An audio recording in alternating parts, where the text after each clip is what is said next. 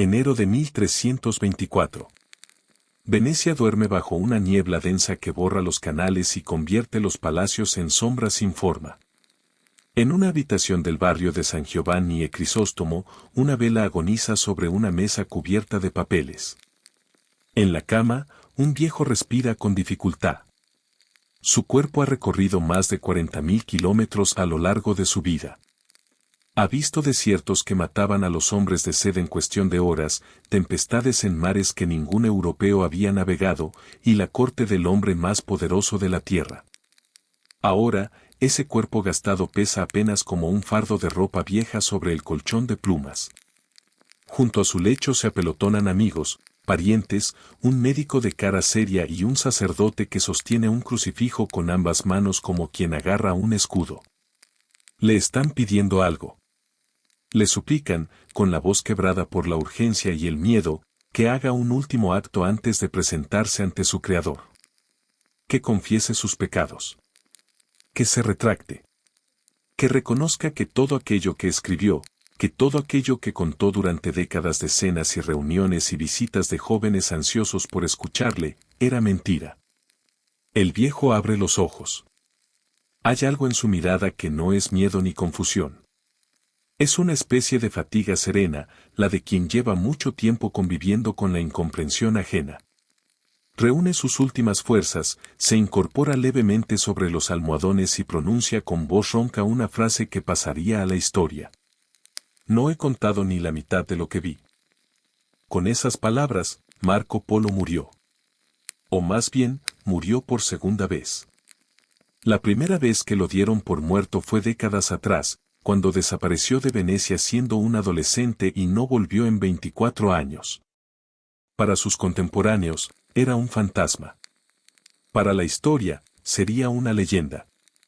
Para nosotros, esta noche, es un misterio que merece ser contado sin miedo a la extensión que requiere. Porque la historia de Marco Polo no es solo la historia de un viajero.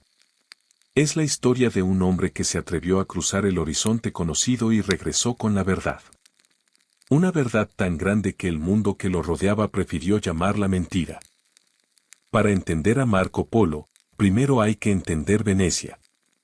No la Venecia de postal que hoy conocemos, repleta de turistas y góndolas lacadas, sino la Venecia del siglo XIII, una república mercantil tan feroz y ambiciosa como cualquier imperio de la historia, construida literalmente sobre el barro de una laguna por un pueblo que eligió el agua como escudo. La Serenísima República de Venecia no era simplemente una ciudad-estado. Era una máquina de hacer dinero y poder. Su flota dominaba el Adriático y buena parte del Mediterráneo oriental.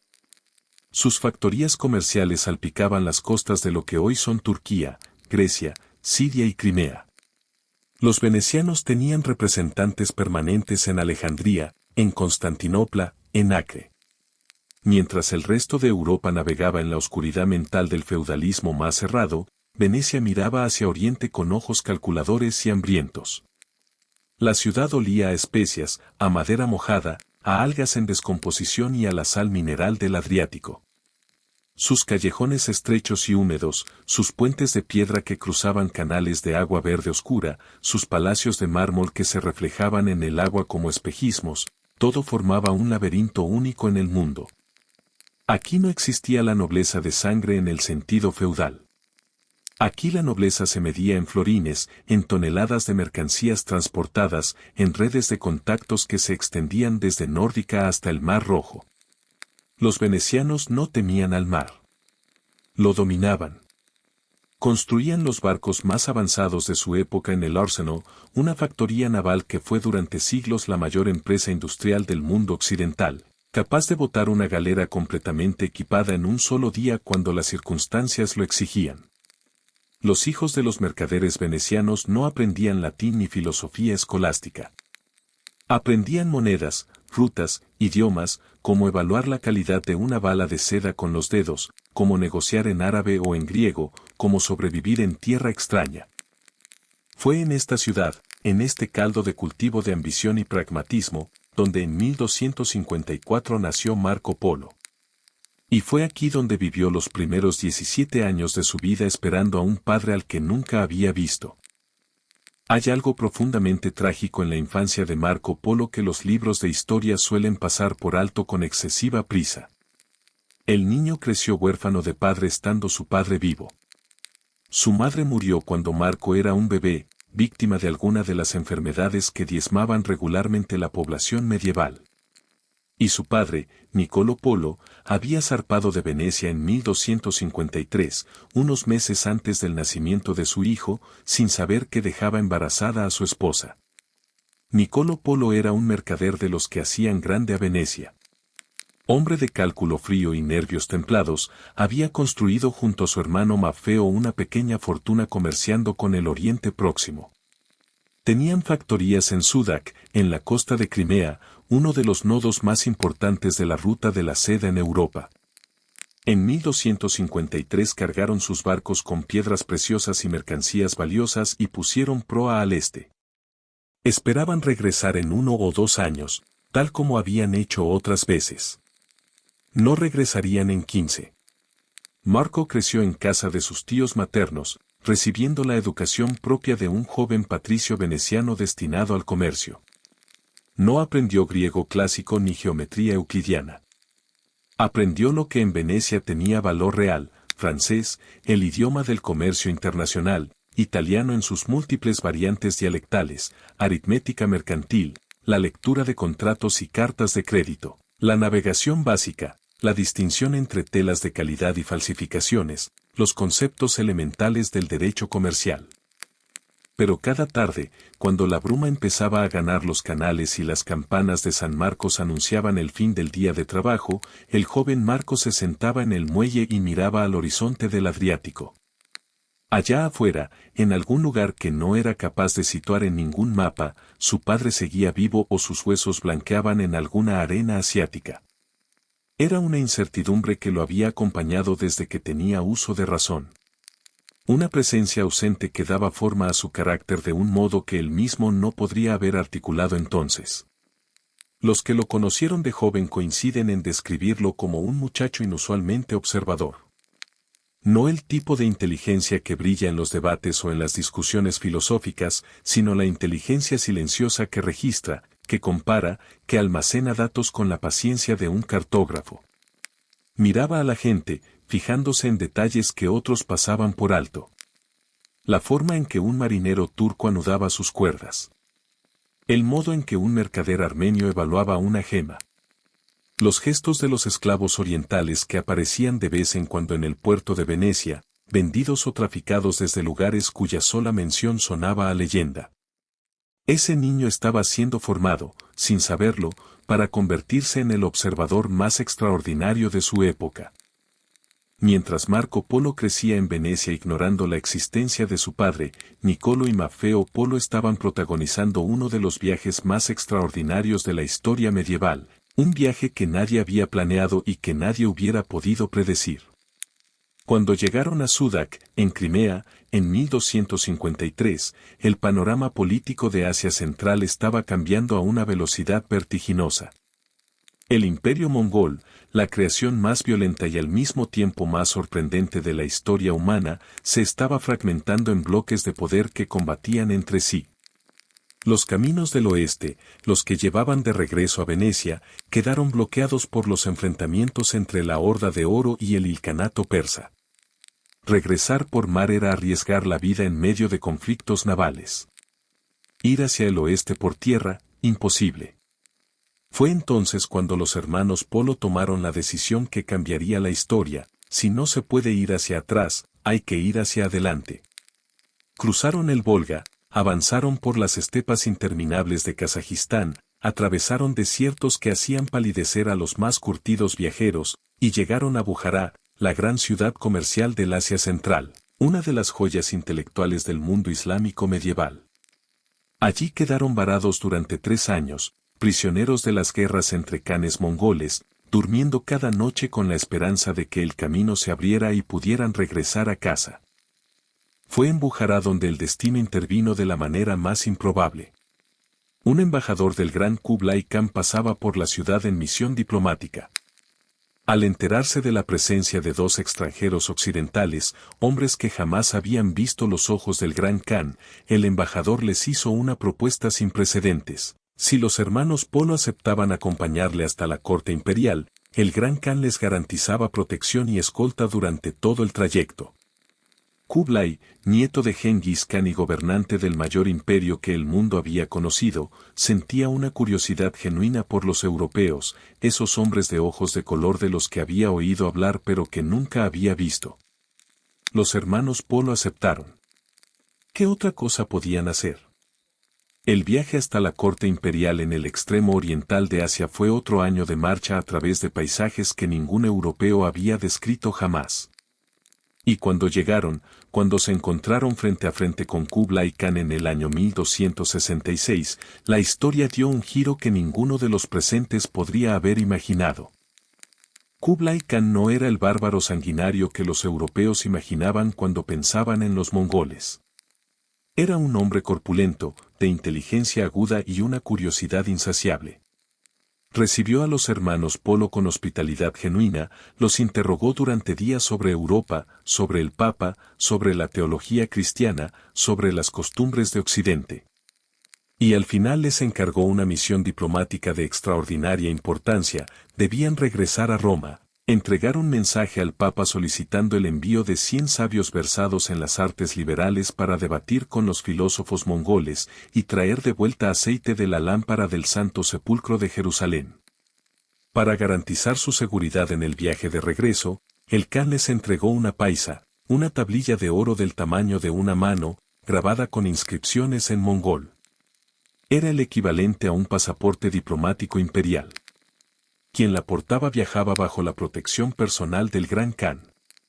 Cualquier gobernador, cualquier general, cualquier posadero en los millones de kilómetros cuadrados del imperio mongol estaba obligado a proveer al portador de caballos frescos, alimento, alojamiento y escolta. Con esta tablilla de oro, los hermanos Polo hicieron el viaje de regreso. 3 años más tardaron en llegar a Venecia. 15 años en total desde que habían partido. Cuando atracaron en el puerto en 1269, nadie los reconoció. Y nadie esperaba que hubieran dejado atrás, en Venecia, a un niño de 15 años que ahora miraba a su padre por primera vez. Imaginen el encuentro. Un joven de 15 años que ha crecido con la imagen de su padre convertida en mito, en el héroe ausente cuyo regreso justifica cada mañana. Y frente a él, un hombre de mediana edad que huele a especias y a polvo de caminos lejanos, que habla el dialecto veneciano mezclado con palabras mongolas y persas, que viste ropas que en Venecia no ha visto nadie nunca, que tiene en los ojos el brillo extraño de quien ha visto cosas inimaginables. No hay registros directos de ese primer encuentro. Marco nunca lo describió con detalle. Pero podemos inferir su impacto por lo que ocurrió después. Durante 2 años, mientras los hermanos Polo esperaban la elección de un nuevo papa que les permitiera cumplir su misión diplomática con el Gran Khan, el joven Marco absorbió cada relato de su padre y su tío con la voracidad de alguien que lleva años con hambre. Oyó hablar de palacios construidos con mármol y oro. De ciudades tan grandes que tardabas días en cruzarlas de un extremo al otro. De piedras negras que ardían como leña sin ser madera. De un papel que tenía el valor del oro porque el emperador así lo decía y nadie osaba contradecirle. De animales que no existían en ningún bestiario europeo. De costumbres que hacían enrojecer de vergüenza y de asombro a quien las escuchaba. De un hombre, el Gran Khan, que gobernaba sobre 100 millones de almas con una eficacia que ningún rey europeo había alcanzado jamás.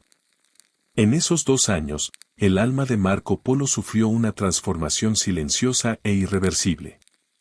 El joven que hasta entonces podría haber sido simplemente otro mercader veneciano, otro hombre de cuentas y facturas y viajes cortos por el Mediterráneo, se convirtió en alguien que ya no podía quedarse.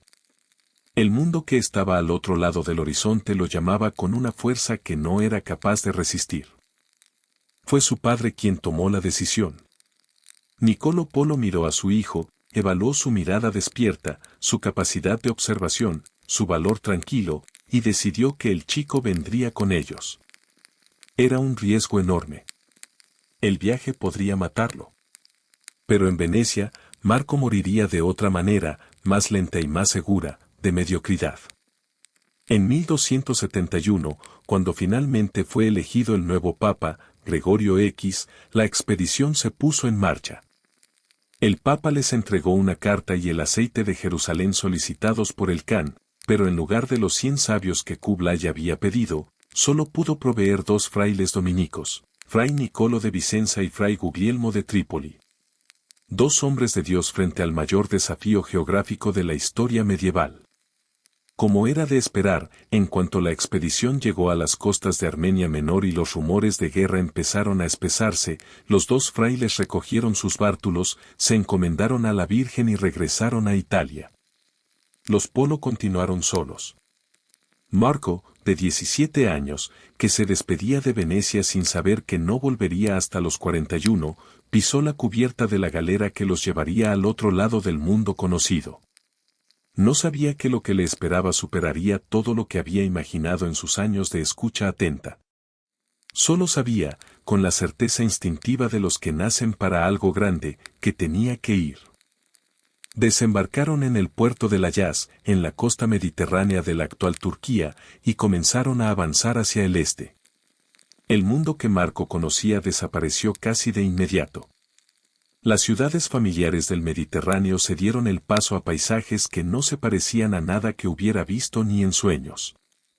Persia fue la primera prueba.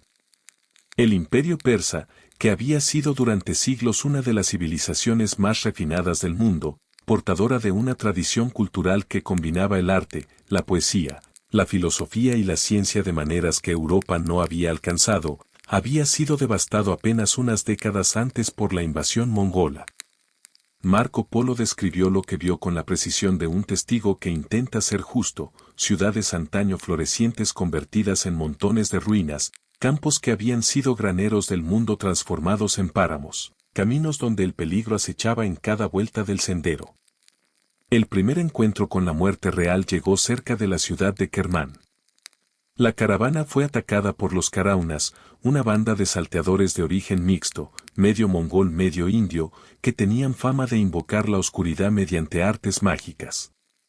Lo que en realidad hacían era aprovechar las tormentas de polvo que eran frecuentes en aquella región para atacar en medio de la confusión, cuando la visibilidad caía a cero y era imposible distinguir al amigo del enemigo. En el caos de la tormenta de polvo, la caravana se dispersó. Mercaderes, animales de carga y guías se perdieron en la nube de arena. La mayoría de los compañeros de los Polo fueron capturados y vendidos como esclavos o asesinados en el acto. Marco, su padre y su tío lograron escapar milagrosamente y refugiarse tras los muros de la ciudad más cercana. Salieron vivos de milagro. Para el joven Marco, aquella fue la primera lección de una pedagogía brutal, fuera de Venecia, fuera de las ciudades amuralladas de Europa, la vida de un hombre no valía nada. No había leyes que te protegieran, no había guardias que acudieran cuando llamabas, no había reputación familiar que te escudara. Solo existía tu ingenio, tu rapidez de reacción y la suerte ciega de los que aún no han llegado a su destino. El plan original era cruzar el Océano Índico por mar, embarcando en el puerto de Ormuz, en el Golfo Pérsico. Marco Polo ya había demostrado que era capaz de observar con ojos técnicos, al ver las naves locales, construidas con tablones cosidos con cuerdas de fibra de coco, sin un solo clavo de hierro, comprendió que embarcarse en ellas para cruzar el Océano Índico era un suicidio elegante. Sus estimaciones sobre la resistencia de aquellos cascos eran las de alguien que había crecido junto al Arsenal de Venecia, donde los barcos se construían con técnicas muy superiores. Su padre y su tío, mercaderes experimentados, llegaron a la misma conclusión. La decisión fue girar hacia el norte y penetrar en Asia por tierra. Hacia el techo del mundo. La ruta hacia el norte los llevó a través del actual Afganistán, hacia las montañas del Hindu Kush y más allá, hacia el Pamir, la meseta más alta del mundo, un lugar que los habitantes locales llamaban el techo del mundo con una precisión que no era metáfora sino descripción literal. En las montañas del Hindu Kush, el joven Marco enfermó gravemente. Los historiadores no se ponen de acuerdo sobre el diagnóstico, algunos apuntan a la malaria, otros al tifus, otros a la tuberculosis pulmonar agravada por el aire enrarecido de la altitud. Lo que sí está documentado es que la enfermedad fue tan severa que la expedición se vio obligada a detenerse durante todo un año en la región de Badakhshan, en el noreste del actual Afganistán. Este año de inmovilidad forzada, que podría haber sido una pérdida de tiempo, se convirtió para Marco en algo completamente diferente, una inmersión profunda en una cultura que no se parecía a nada de lo que había conocido. Mientras se recuperaba lentamente, respirando el aire limpio de las montañas, observaba, preguntaba, registraba. Describió los famosos rubíes de Badakhshan, en realidad espinelas de color rojo intenso, que se extraían de las montañas con métodos artesanales de una precisión sorprendente. Describió el lapislázuli, esa piedra de azul intensísimo que los artistas europeos usaban para pintar los mantos de la Virgen y cuya procedencia real nadie en Europa conocía. Los habitantes de Badakhshan le contaron que descendían de Alejandro Magno y su esposa Roxana. No era una leyenda vacía, Alejandro el Grande había pasado por esa región 7 siglos antes, y la mezcla de rasgos griegos y centroasiáticos en los habitantes daba cierta credibilidad al relato. Marco lo anotó todo con la imparcialidad de un cronista que todavía no sabe que está escribiendo historia. Cuando recuperó las fuerzas, la expedición reanudó la marcha y ascendió al Pamir. La descripción que Marco Polo hace de este lugar es una de las más sorprendentes de toda la literatura medieval de viajes, no por su dramatismo literario sino por su precisión científica involuntaria. Caminaban por mesetas a más de 4.000 metros de altitud. Marco observó que allí no había pájaros. Que el fuego ardía con una llama tenue que no daba calor. Que era imposible cocinar bien los alimentos aunque los mantuvieras horas sobre las brasas. Sin saberlo, Marco Polo estaba describiendo el síndrome de la altitud y la combustión incompleta causada por la falta de oxígeno. En el siglo XIII no existían los conceptos de presión atmosférica ni de oxidación. Para Marco, aquello era simplemente un misterio del mundo, otra de las infinitas maravillas que el Dios cristiano había sembrado en la creación para asombro del viajero. Para nosotros, es la primera observación científica rigurosa sobre los efectos de la altitud realizada por un europeo en la historia documentada. Fue también en el Pamir donde Marco vio los carneros de montaña que describió con admiración, animales enormes, con cuernos que se curvaban en espirales de más de 1,5 metros de longitud. Sus contemporáneos en Europa rieron de esa descripción. Siglos después, cuando los zoólogos europeos alcanzaron esas regiones y confirmaron la existencia del animal, lo llamaron en su honor Ovis amon poli. El argalí de Marco Polo sigue siendo así llamado en la literatura científica. Al descender del Pamir, la expedición se encontró ante el obstáculo más terrible de todo el viaje, el desierto de Taklamakan. El nombre, en el idioma uigur, se traduce aproximadamente como entra si no sales, y no es una hipérbole poética. Es una descripción estadística. El Taklamakan es uno de los desiertos más inhóspitos del planeta, un mar de dunas que puede alcanzar los 150 metros de altura, donde las temperaturas oscilan entre los 40 grados bajo cero en invierno y los 40 sobre cero en verano, donde los vientos levantan tormentas de arena que pueden durar días y reducir la visibilidad a cero en cuestión de minutos. Cruzarlo requería un mes de marcha continua, calculando los recursos de agua con una precisión que no admitía errores. Marco Polo nos dejó sobre este desierto una descripción que es al mismo tiempo un testimonio etnográfico y un poema oscuro. Escribió que el Taklamakan estaba habitado por espíritus malignos, por demonios que esperaban a los viajeros imprudentes.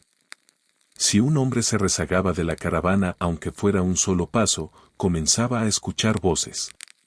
Voces que llamaban por su nombre, imitando a la perfección las voces de sus amigos, de sus familiares, de sus guías. Y esas voces lo atraían hacia el interior del desierto, lejos del camino, hacia la muerte por sed entre las dunas. La explicación científica moderna es el fenómeno de las arenas cantoras. El rozamiento de los granos de arena entre sí bajo la acción del viento produce sonidos que en ciertas condiciones pueden asemejarse sorprendentemente a voces humanas. Pero para el viajero medieval, exhausto, deshidratado, agotado psicológicamente por semanas de marcha en un paisaje que no cambia nunca, aquellos sonidos eran algo muy diferente. Para no volverse locos y no perderse, las caravanas desarrollaron rituales de supervivencia colectiva que Marco describe con la minuciosidad de un etnógrafo. Se mantenían estrictamente juntos, nunca separados. Colgaban cascabeles en el cuello de todos los animales de carga, para que el sonido sirviera de guía cuando la arena reducía la visibilidad a cero. Por la noche colocaban señales que indicaban la dirección hacia la que había que continuar al alba. Se turnaban para vigilar, porque dormirse en el desierto y no despertar a tiempo podía significar la muerte del grupo entero. Tras cruzar el Taklamakan, llegaron a las regiones habitadas por uigures y tangutos. Y aquí Marco comenzó a enfrentarse a algo que lo acompañaría durante los siguientes 17 años, la brecha entre la moral cristiana con la que había sido educado y la inmensa variedad de sistemas de valores y costumbres que el mundo albergaba fuera de Europa. Marco era profundamente religioso a su manera. Pero era también un observador de primer orden, y había aprendido de su padre que el juicio precipitado era el mayor enemigo del buen comerciante. Así que cuando se encontró en la ciudad de Kamul, donde los hombres ofrecían a sus esposas a los viajeros como gesto de hospitalidad sagrada, lo registró sin escandalizarse en exceso, intentando comprender la lógica interna de una costumbre que a sus ojos de cristiano europeo parecía una herejía, pero que para sus practicantes era un acto de piedad genuina. Fue también en estas regiones donde Marco se encontró por primera vez con el asbesto, una sustancia fibrosa que los locales extraían de las montañas y que llamaban lana de salamandra, porque creían que provenía de un animal mítico que vivía en el fuego. Marco, con su pragmatismo veneciano, desmontó la leyenda en 3 líneas: el asbesto era un mineral, no un animal. Ardía aunque se pusiera al fuego durante horas. Esta explicación racional de lo que el resto de Europa consideraba un milagro es uno de los muchos momentos en los que Marco Polo se adelantó a su tiempo sin ser consciente de ello. Después de 3 años y medio de viaje, habiendo recorrido más de 12.000 kilómetros a través de paisajes que habrían destrozado a hombres menos duros, los 3 Polo llegaron a las fronteras del imperio del Gran Khan. Los mensajeros que viajaban en el sistema postal imperial informaron de su llegada con 40 días de antelación. Cuando los venecianos, andrajosos y curtidos por el sol y el viento de Asia, llegaron a los últimos kilómetros del camino, encontraron una escolta de honor que los llevó a la residencia de verano del Gran Khan, la legendaria Sangdu, que los poetas del futuro llamarían Sanadú. El encuentro entre Marco Polo y Kublai Khan fue uno de esos momentos de la historia que merecen ser imaginados en silencio antes de ser descritos.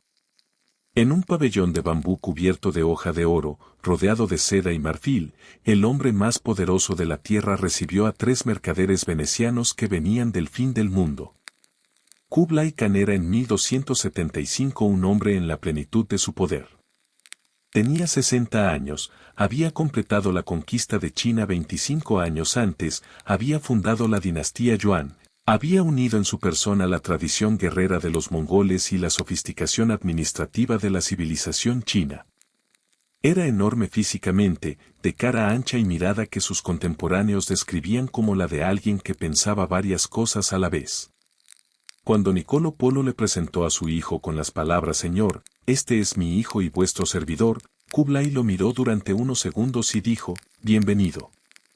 Para Marco Polo, que llegaba cargado con los relatos de su padre y con las imágenes que se había formado durante años de espera, la realidad de Sangdu superó cualquier expectativa. Describió con asombro casi reverencial la estructura de la ciudad imperial, un palacio de mármol blanco con salas tan grandes que podían sentarse a comer 6.000 personas, con paredes pintadas de imágenes de bestias y aves con una habilidad artística que a Marco le parecía sobrenatural, con suelos cubiertos de losetas de jade verde y blanco. Junto al palacio de piedra, como símbolo de que el amo del mundo no había olvidado sus raíces nómadas, se alzaba un pabellón desmontable de bambú de proporciones gigantescas, sostenido por 200 cuerdas de seda pura. El parque que rodeaba el palacio estaba cerrado por una muralla de 16 kilómetros de perímetro. Dentro vivían en libertad venados, ciervos, jabalíes y una variedad de aves que Marco no supo identificar con ningún nombre europeo. Era el zoológico privado del hombre más poderoso del planeta. Pero lo que más asombró a Marco no fue el lujo, que era visible y comprensible aunque en una escala inimaginable. Fue la organización, la eficiencia, la escala. Mientras en Europa los reyes y príncipes construían castillos que no tenían agua corriente y peleaban por heredar condados del tamaño de una provincia china, Kublai Khan administraba un imperio que abarcaba desde el Pacífico hasta el Danubio y desde el Ártico hasta el Golfo Pérsico. Kublai tenía un método para asimilar a los extranjeros útiles, los integraba en su servicio personal, los protegía con su autoridad imperial y los utilizaba para los fines que mejor servían a sus capacidades. Marco Polo, que tenía el don de las lenguas y la mirada del observador nato, le resultó inmediatamente valioso. No como guerrero ni como administrador, sino como narrador. Como los ojos y los oídos del emperador en los rincones del imperio donde los generales mongoles solo veían botín y los funcionarios chinos solo veían tributos. Así comenzaron los 17 años que Marco Polo pasaría al servicio del Gran Khan. Años que lo transformarían de mercader veneciano en el primer ciudadano de un mundo global.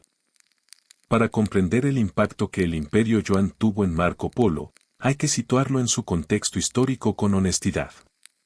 En la Europa del siglo XIII, París, la ciudad más grande del continente, tenía 200.000 personas. Londres no llegaba a 100.000.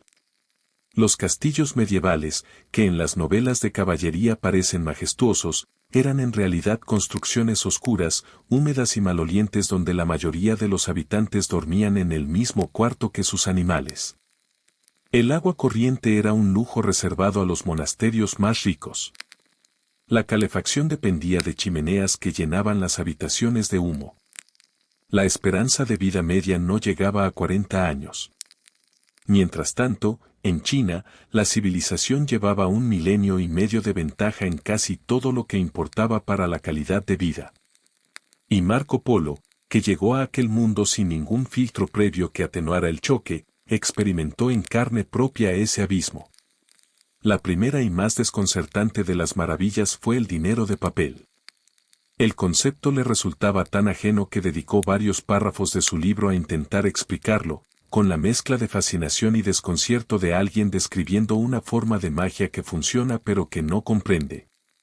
En Europa, el valor de una moneda era literal, el peso del oro o la plata que contenía.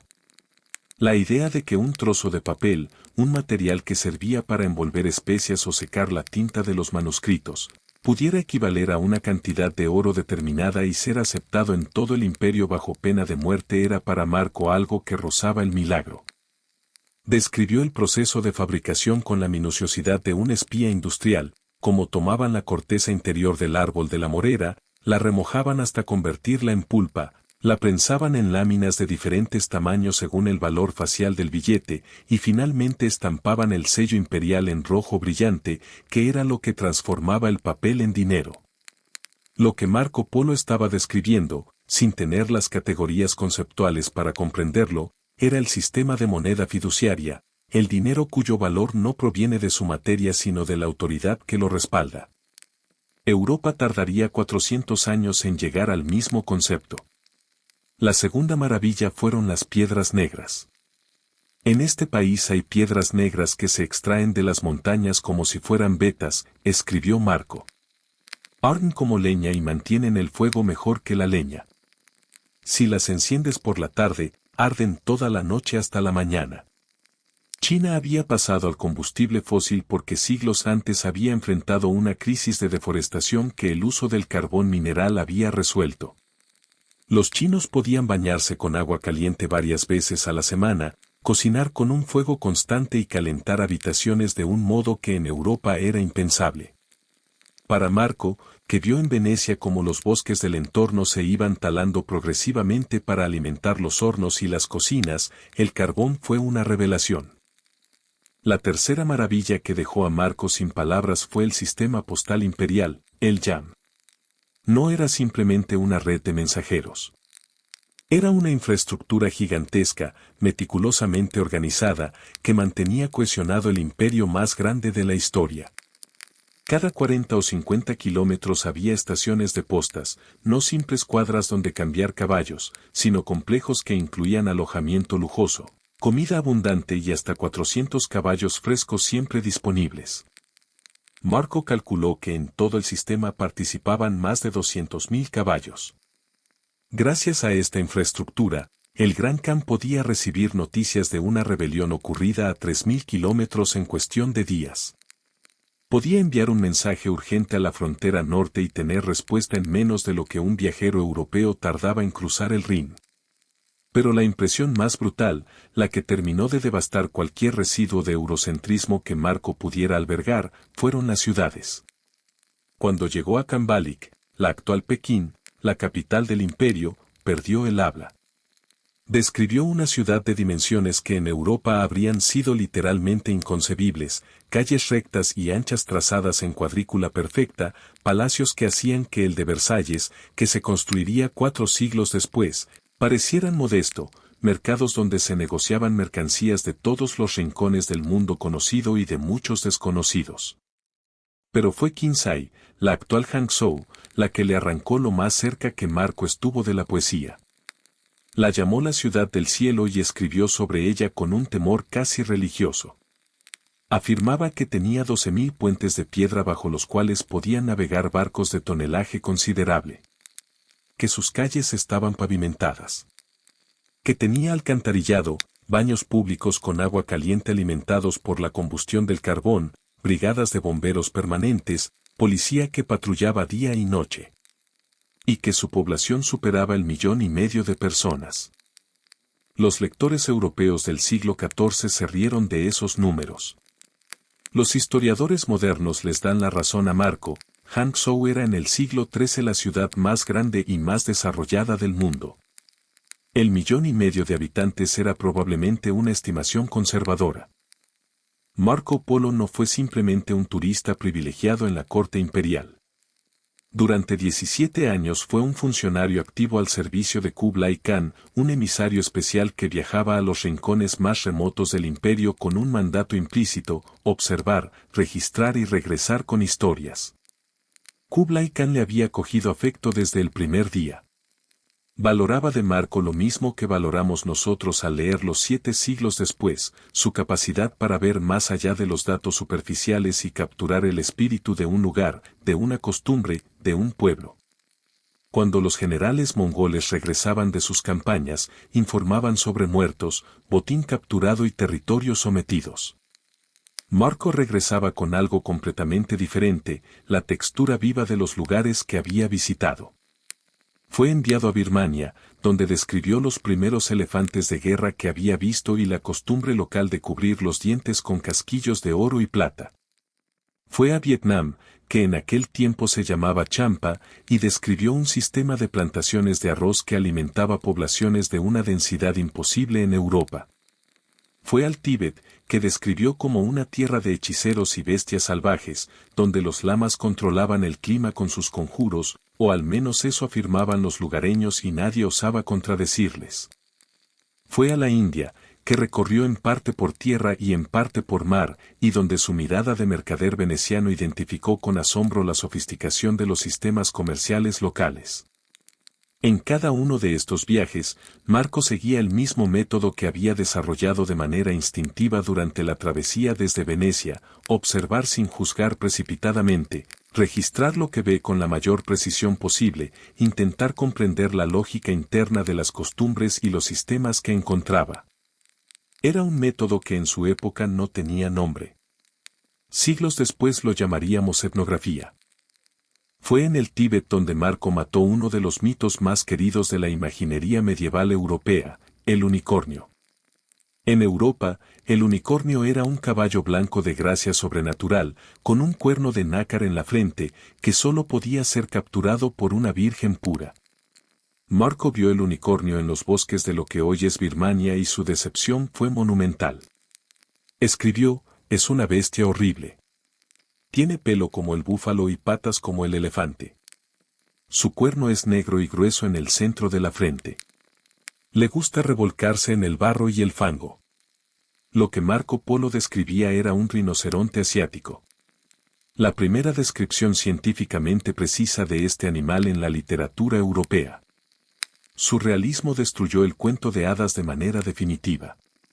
Pero quizás el relato más influyente que Marco trajo de sus viajes fue el de un país en el que nunca estuvo personalmente. Lo llamaba Zipango.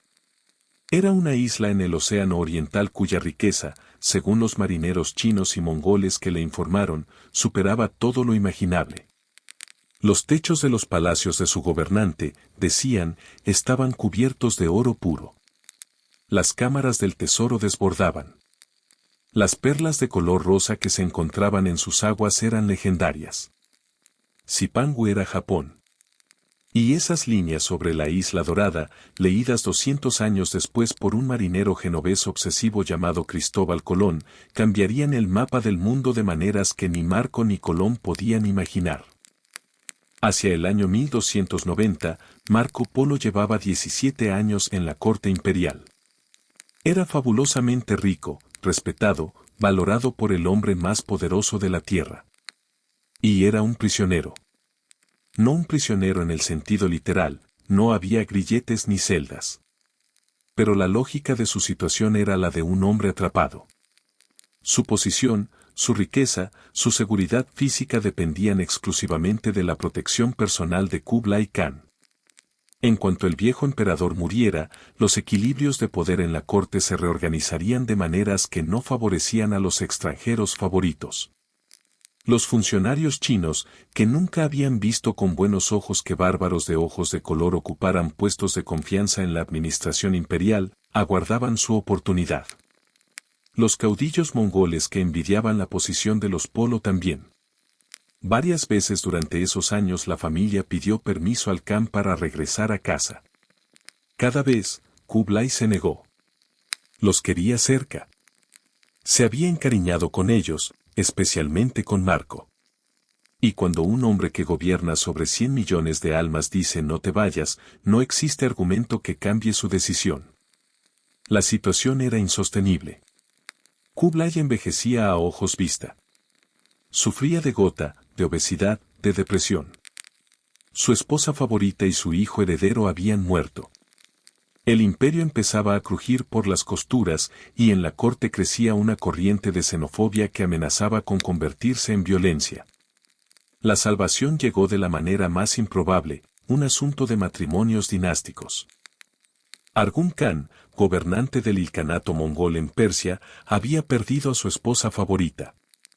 Su última voluntad había sido que su sucesor en el lecho conyugal fuera exclusivamente una mujer de su misma estirpe mongol.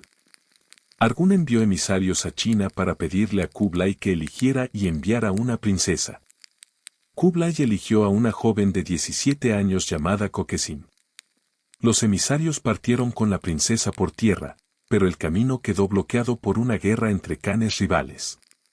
Se vieron obligados a regresar a China. Solo quedaba la ruta marítima. Y los mongoles, pueblo de estepas, no sabían nada de navegación oceánica. Los emisarios persas, al enterarse de que en la corte vivían 3 venecianos que habían navegado a la India, fueron directamente a Kublai y le pidieron que encomendara precisamente a los Polo el transporte marítimo de la princesa hasta Persia. Kublai accedió a regañadientes. Era la última oportunidad de los Polo. La aprovecharon. La flota que zarpó del puerto de Saitón, en el sur de China, en 1292 era imponente, 14 juncos de 4 mástiles, los mayores barcos que China podía construir, con las bodegas cargadas de provisiones para 2 años y de los tesoros que componían la dote de la princesa y los regalos del Khan para los monarcas de Occidente. A bordo viajaban, además de la tripulación, unos 600 pasajeros entre el séquito de la princesa, los emisarios persas, la guardia y los 3 Polo. Los primeros meses de navegación transcurrieron con relativa normalidad. Rodearon la península de Malaca, bordearon la costa de Vietnam, avanzaron hacia el sur. Pero cuando se acercaron a Sumatra, el destino les preparó su cara más sombría. Los monzones cambiaron. La flota quedó atrapada durante 5 largos meses en la costa de Sumatra, esperando que los vientos se volvieran favorables. Desembarcaron en tierra, pero la jungla tropical era un mundo hostil para gente acostumbrada a las estepas y a las costas templadas del Mediterráneo. Marco describió a los habitantes de la costa como salvajes que practicaban el canibalismo, aunque es posible que el miedo y el agotamiento exageraran sus percepciones. Para protegerse construyeron un campamento amurallado, fosos profundos, empalizadas de madera, guardias permanentes. Durante 5 meses, 600 personas vivieron hacinadas en ese perímetro, bajo un calor tropical sofocante, con agua fresca que escaseaba y comida que comenzaba a pudrirse. Y entonces empezó la matanza silenciosa. Las fiebres tropicales, la malaria, la disentería, el escorbuto, las enfermedades que el calor húmedo multiplica de maneras que el frío europeo nunca conoce, comenzaron a diezmar la expedición. La gente moría por docenas. Los más débiles, los menos acostumbrados a aquellas condiciones, caían primero. Guardias, sirvientes, cocineros. Luego los emisarios persas. Luego los miembros del séquito de la princesa. Cuando el viento finalmente cambió y la flota pudo zarpar, continuaron hacia el norte a través del Océano Índico. Las tormentas dispersaron los barcos. El viaje que siguió fue un catálogo de horrores, hambre, enfermedades, naufragios parciales, el terror constante de los mares desconocidos. De los 600 pasajeros nobles que subieron a bordo en China, cuando la flota llegó al puerto de Ormuz, en el Golfo Pérsico, habían sobrevivido 18. 18 de 600. Y entre los 18 estaban los 3 Polo. Y la frágil princesa de 17 años. No existe en el libro de Marco Polo ninguna explicación de cómo sobrevivieron cuando casi todos los demás murieron. Él mismo debió de preguntárselo en algún momento. La supervivencia cuando los que te rodean perecen es un tipo de soledad que no tiene nombre en ningún idioma. En Hormuz, los Polo recibieron una doble noticia. La primera, Arghun Khan, el prometido de la princesa, había muerto mientras ellos navegaban. El hombre al que iban a entregar a Coquesin ya no existía. Persia estaba en el caos de una guerra de sucesión. Fiel a su deber hasta el final, Marco Polo no abandonó a la princesa. Arriesgando su propia vida, condujo a Coquesin a través del caos político de Persia hasta presentarla ante Ghazan, el hijo del difunto Khan, que la tomó por esposa. Marco describió la despedida con una sobriedad que apenas oculta la emoción. La princesa lloró al separarse de los venecianos. Durante 2 años de viaje terrible, los 3 mercaderes se habían convertido en su única familia, sus únicos protectores en un mundo que cambiaba a su alrededor sin que nadie le preguntara su opinión. Cumplida su misión, los Polo eran libres. Pero entonces llegó la segunda noticia: Kublai Khan había muerto. Para el mundo, aquello era el fin de una era. Para la familia Polo, era algo más inmediato e ineludible. Su paisa, la tablilla de oro que los identificaba como protegidos imperiales, perdía instantáneamente todo su poder. El nuevo poder en China no tenía ningún tipo de obligación con los extranjeros favoritos del difunto emperador. En un solo instante, el salvoconducto más poderoso del mundo se convirtió en un trozo de metal precioso. Quedaban solos en el corazón de Asia, cargados con riquezas que ahora se convertían en un señuelo mortal. Tenían que regresar urgentemente a Europa. Pero el camino directo a través del imperio mongol, ahora fragmentado en facciones rivales que se combatían entre sí, estaba bloqueado. Eligieron una ruta tortuosa hacia el norte, hacia Trebisonda en la costa del Mar Negro. Ese último tramo del viaje fue quizás el más peligroso de todos. Los asaltaron varias veces. Los gobernadores locales les extorsionaron sobornos enormes. En Trebisonda, los funcionarios bizantinos les confiscaron mercancías por valor de 4.000 florines de oro. Pero los Polo eran mercaderes de la vieja escuela veneciana, habían cosido sus piedras más valiosas, rubíes, esmeraldas, zafiros, diamantes, perlas del tamaño de guisantes, en los forros de sus ropas de viaje más viejas y mugrientas. Por fuera parecían mendigos que no tenían nada que perder.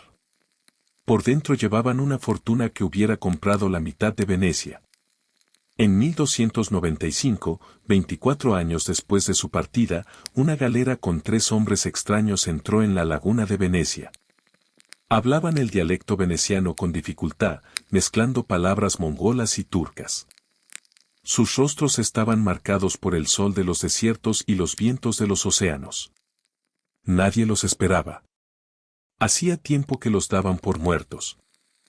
Cuando los Polo llamaron a la puerta del Palazzo Polo en el barrio de San Giovanni e Crisóstomo, el mayordomo que abrió los miró de arriba abajo y fue a llamar a los parientes. Los parientes, que hacía tiempo habían heredado el palacio y repartido los bienes de los difuntos, se negaron a reconocerlos. Los tomaron por impostores, por vagabundos que intentaban aprovecharse de la historia de una familia ilustre. 24 años son toda una vida. Marco había partido siendo un joven de 17 años y regresaba con 41. Su padre y su tío eran ancianos. Sus rostros, los mismos que habían sonreído en ese palacio 2 décadas atrás, eran ahora mapas de cicatrices y arrugas. Nadie en Venecia los reconocía. Nadie quería reconocerlos. Los Polo necesitaban una demostración de identidad que fuera más convincente que cualquier relato. Y montaron una. Invitaron a todos sus parientes, amigos e importantes de Venecia a un banquete que duraría varios días. Los invitados acudieron más por curiosidad que por convicción, querían ver a los locos que decían haber pasado 24 años en China. Durante la cena, los anfitriones se cambiaron de ropa varias veces. Primero salieron vestidos con largas túnicas de satén carmesí del más fino. Luego, ante los ojos atónitos de sus invitados, las cortaron en pedazos y las distribuyeron entre los criados. Luego salieron con ropas de damasco, igualmente costosas, e igualmente las cortaron y distribuyeron. Finalmente, con mantos de terciopelo rojo. Los venecianos miraban aquella exhibición de derroche como quien contempla a alguien volviéndose loco. Pero el clímax estaba por llegar. Al final de la cena, Marco Polo fue a buscar las viejas ropas de viaje con las que habían llegado, sucias, remendadas, impregnadas de sudor y sal y polvo de todos los desiertos del mundo. Tomó un cuchillo y comenzó a descoser con calma los forros y las costuras. Y entonces, sobre la mesa del banquete, comenzó a caer una lluvia de fuego. Rubíes del tamaño de un huevo de paloma. Esmeraldas de un verde que parecía encender la habitación. Zafiros azul noche. Diamantes que atrapaban la luz de las velas y la multiplicaban en centenares de destellos. Perlas de un blanco cremoso como las que solo existían en los mares orientales. Las piedras preciosas caían de los trapos sucios, brillando a la luz de las velas, formando sobre la mesa un tesoro de una magnitud que ninguno de los presentes había visto en su vida. El silencio que cayó sobre la sala fue el tipo de silencio que precede a la comprensión de algo que cambia una perspectiva para siempre. La actitud hacia los Polo cambió en ese instante.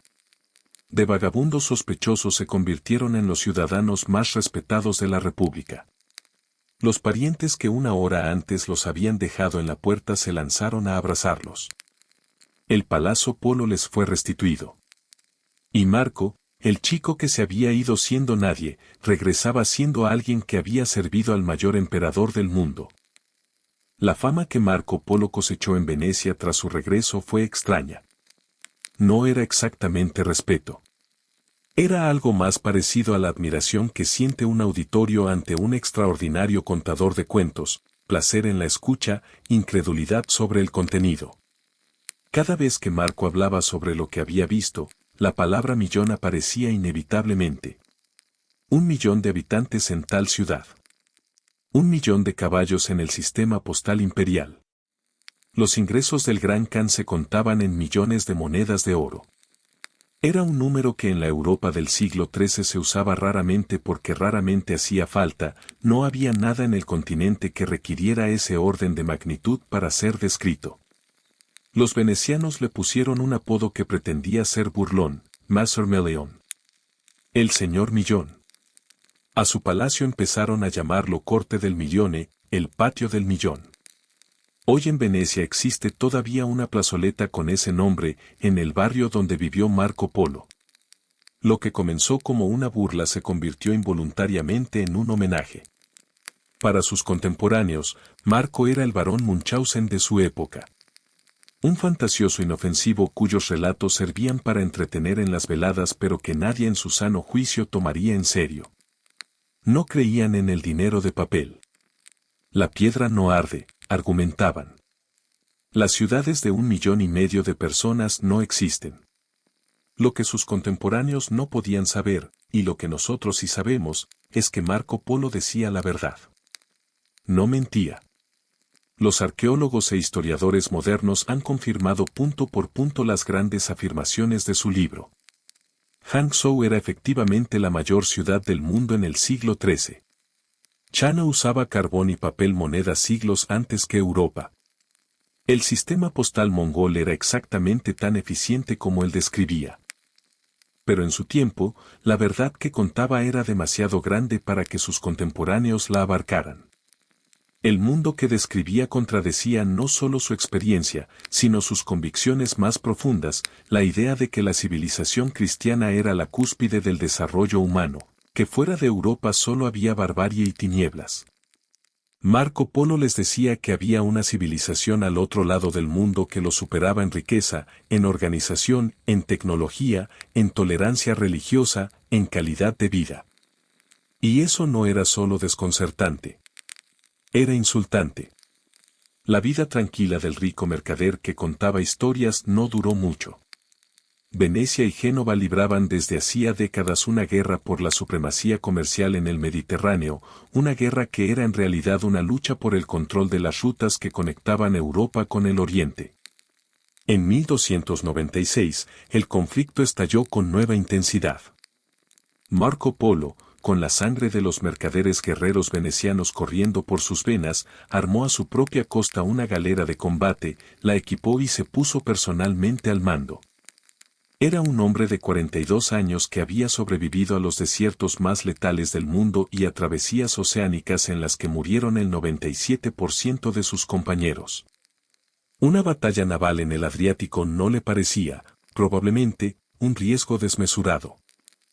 En septiembre de 1298, las flotas de Venecia y Génova se encontraron en la batalla de Curzola, frente a la costa de la actual Croacia. Fue una de las mayores batallas navales de la Edad Media.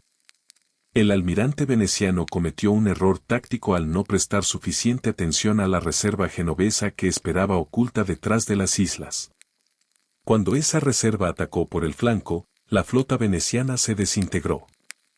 Fue una catástrofe. El almirante Andrea Dandolo, para evitar la humillación de ser capturado, se mató golpeándose la cabeza contra el mástil de su propia galera. Miles de venecianos murieron. Y Marco Polo, el hombre que había sobrevivido al Taklamakan y al Océano Índico, fue capturado. Lo encadenaron y lo enviaron a Génova junto con miles de otros prisioneros de guerra. Su nuevo hogar fue una celda en el Palazzo San Giorgio, una prisión genovesa que era por supuesto infinitamente más cómoda que las condiciones en las que había viajado durante 24 años, pero que era, al fin y al cabo, una celda. Para un hombre que había visto el mundo más ancho que ningún europeo de su tiempo, el encierro era una tortura de la que no se habla lo suficiente. Pero el destino, que lo había guiado a través de toda Asia con una insistencia que a veces parecía deliberada, le tenía preparado un último giro. En esa celda no estaba solo. Compartía espacio con cientos de prisioneros de guerra. Y entre ellos había un hombre llamado Rustichello de Pisa. Rustichello no era mercader ni guerrero. Era escritor. Autor de populares novelas de caballería sobre el rey Arturo y los caballeros de la Mesa Redonda, obras que circulaban ampliamente por toda Europa en el idioma del entretenimiento literario de la época, el franco-italiano. Tenía el don que a Marco le faltaba, la capacidad de transformar la materia bruta de la experiencia vivida en narrativa que atrapaba a los lectores. El encuentro de los dos hombres en esa celda fue uno de esos momentos en los que la historia produce algo mayor que la suma de sus partes. Marco tenía los recuerdos. Rustichello tenía la pluma. Y juntos crearon el libro de las maravillas del mundo. El libro que Marco Polo dictó a Rustichello en aquella celda genovesa durante los meses de su cautiverio fue escrito en franco-veneciano, el idioma literario internacional de la época, lo que lo hizo inmediatamente accesible para toda la Europa culta. Se llamó el Libro de las Maravillas del Mundo, aunque en algunas versiones aparece simplemente como Il Milione, reflejando el apodo burlón que Venecia le había impuesto a su autor. Fue una sensación. En una época en que no existía la imprenta, los escribas copiaban el libro a mano en los scriptoria de los monasterios, en los talleres de los comerciantes de libros, en las cortes reales que competían por tener una copia. Fue traducido al latín, al toscano, al alemán, al aragonés. Circuló por toda Europa con una velocidad que, dadas las limitaciones técnicas de la época, solo puede calificarse de viral.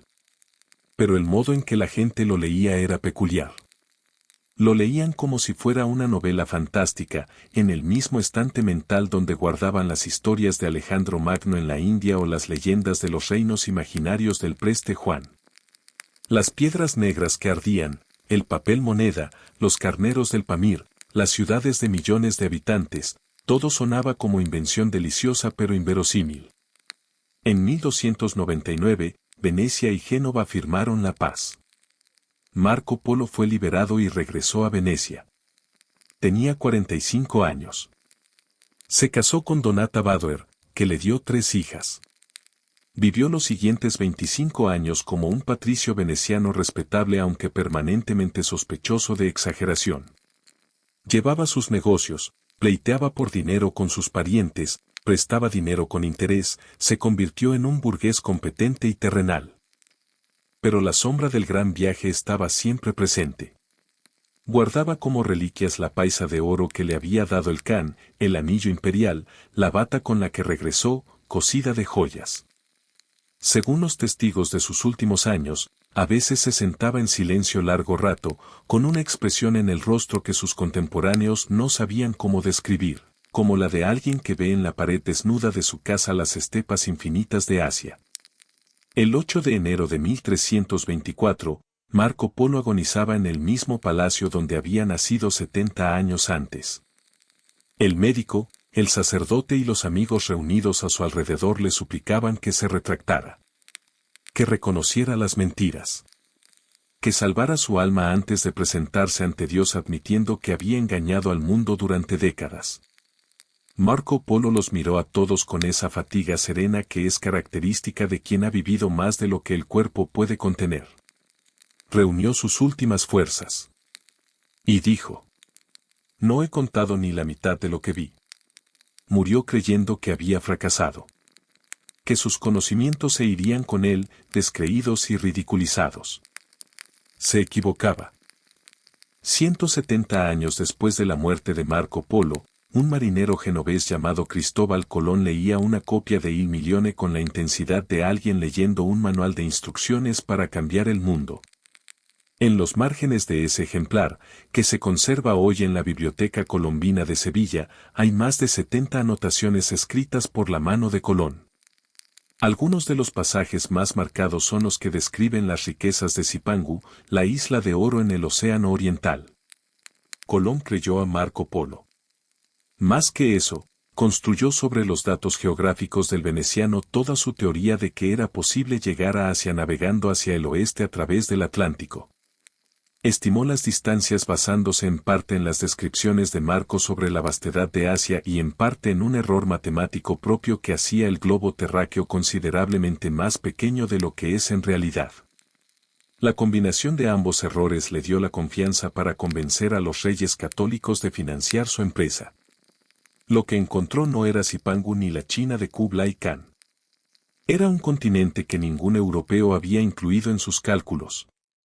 América existía, y Colón la encontró buscando la isla de oro de Marco Polo. Así que si rastreamos la cadena de causas y efectos con la atención que merece, llegamos a una conclusión que hace justicia a la complejidad de la historia. Sin Marco Polo, probablemente no hay Colón. Sin Colón, el descubrimiento europeo de América se retrasa un número desconocido de décadas. Las implicaciones de ese retraso son incalculables. El hombre al que sus contemporáneos llamaban Massormeleon como burla, el contador de patrañas que nadie creía, el fantasioso que murió pensando que había fracasado, se convirtió en el padrino involuntario del mayor reordenamiento del mundo conocido desde que el ser humano es ser humano. Durante siglos, los escépticos argumentaron que Marco Polo nunca fue realmente a China. Señalaban ausencias que les parecían sospechosas, no mencionaba la Gran Muralla, no hablaba del té, no describía los caracteres chinos con los que estaba escrita la lengua. Sus críticos modernos más sofisticados añadían que no aparece en ningún registro chino de la época. La respuesta de los defensores de Marco Polo es igualmente detallada. La Gran Muralla tal como la conocemos hoy fue construida principalmente durante la dinastía Ming, que gobernó China después del período mongol, en tiempos de Marco Polo. Lo que existía en el norte era mucho menos impresionante que la construcción posterior. El té era en China una costumbre doméstica tan cotidiana que a un forastero podría no parecerle digna de mención especial, igual que nadie que visite Venecia menciona en sus crónicas que los venecianos beben agua. Y la ausencia de su nombre en los registros chinos es consistente con el hecho de que los mongoles de la dinastía Yuan usaban nombres en mongol para sus funcionarios extranjeros. Pero más allá de estos debates, lo que la arqueología y la historia moderna han confirmado es lo que importa de verdad. Hangzhou era efectivamente la ciudad más grande del mundo en el siglo XIII. Las excavaciones arqueológicas han confirmado la existencia del sistema de alcantarillado y los baños públicos que Marco describía. Los registros chinos de la época confirman la existencia del sistema postal Yam exactamente como él lo describía. Los análisis numismáticos han confirmado la circulación masiva de papel moneda en el Imperio Yuan. Los animales que Marco describió, que sus contemporáneos tomaban por monstruos fabulosos, existen todos. El rinoceronte. El argalí. Los cocodrilos que tomó por serpientes con patas. Los elefantes que usaban en la guerra. Marco Polo no mentía. Observaba.